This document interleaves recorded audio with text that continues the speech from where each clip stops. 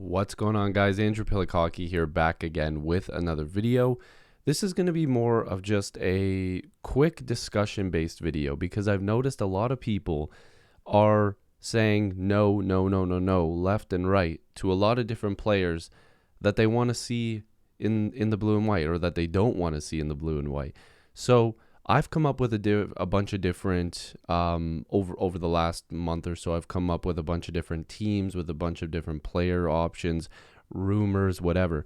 I want to turn it over to you guys so that way we can review this in another video, and basically talk about what options the Maple Leafs have. And I have a couple more suggestions here that I kind of want to run by you guys, but also just generally talk about what's coming up with the Maple Leafs. So if you are new here, make sure to subscribe. I'd really appreciate it. Join the squad. I'd love to have you guys here. Trying to get to 10,000 subscribers.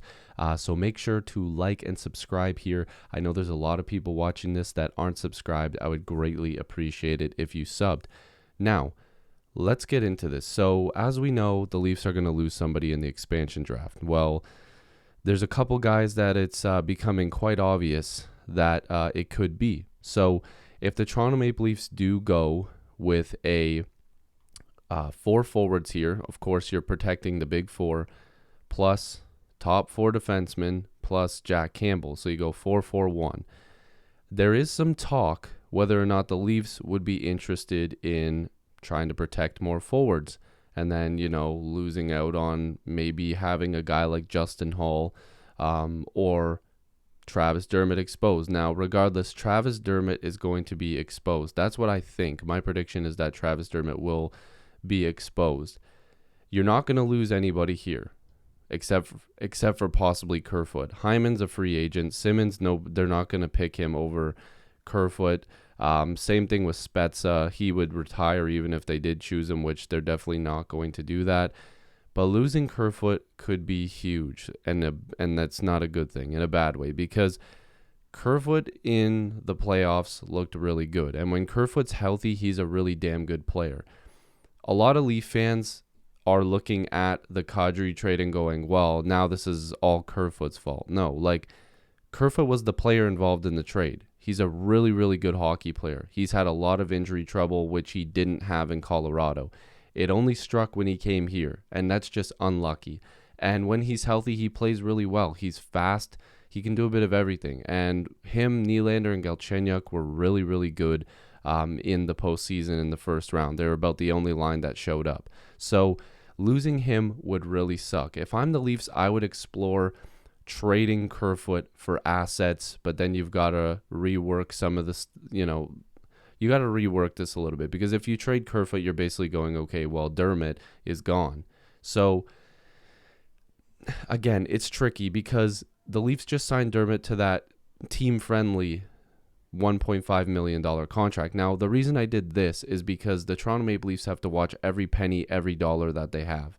So to make sense of this, I think the Leafs are okay with losing Kerfoot, but I wouldn't be too sure that they're just going to leave Dermott exposed and leave Kerfoot exposed when they might be able to leave Justin Hall exposed. And people are going to think that I'm crazy. But because because Dermott's younger, because there might still be something there, the Toronto Maple Leafs might be like, okay, well, we'll just replace Justin Hall with a Savard in free agency and call up Timothy Liljegren. Or we'll go after another top 4 defenseman that will give us a little bit more than Hall. Sure, it might cost us a little bit more money, but we can replace him with a better version of him. But to me, if I'm just making the call here, I'm doing 4 forwards. I'm doing the 4 defensemen with Justin Hall being protected as well.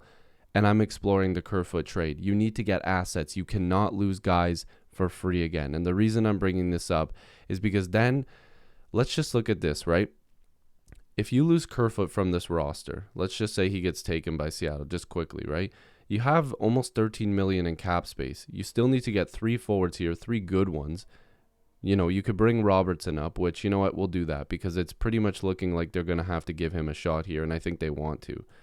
And they should. He's a good hockey player. You're probably going to not keep Engvall and Mikheyev. One of them's going to go, and it's probably going to be Engvall. He might even end up in the minors, and you just use some of the cap savings. the Toronto Maple Leafs look not too good in their bottom six with just this. Obviously, they're going to get a couple more players up here, but whatever. But these guys dropping down, it does not make me happy. I do not like this bottom six.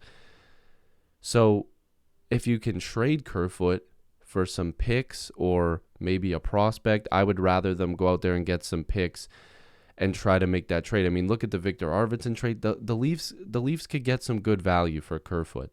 I mean, Duncan Keith, oh my God, what are the Oilers thinking? That's a brutal trade. I think Dangle said it, but call the Oilers right now and offer Kerfoot. What would they give us? They just got rid of Caleb Jones and a third-round pick? And you guys don't like Dubas. Oh my God, that's a brutal trade. Call Edmonton right now. Say, we got Kerfoot for you. We need a couple picks. We need a couple second-round picks. If that's what they're paying for Duncan Keith, now mind you, he's a legend, but not anymore. So what could you get for Kerfoot? I don't know. Maybe just value from the Oilers.